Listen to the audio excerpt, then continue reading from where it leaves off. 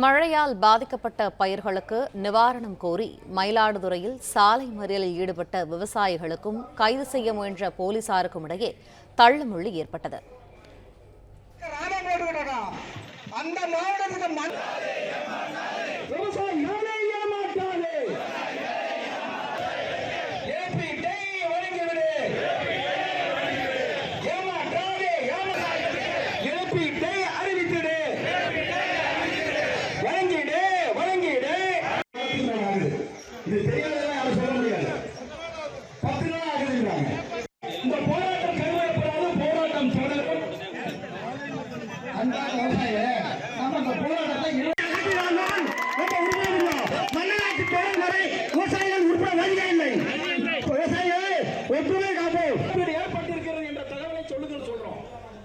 ஜனவரி மாதம் பெய்த கனமழையால் சுமார் 60,000 ஹெக்டேர் நெற்பயிர்கள் சேதமடைந்ததாக விவசாயிகள் தெரிவித்து அவர்கள் போராட்டத்தில் ஈடுபட்டிருக்கிறார்கள்.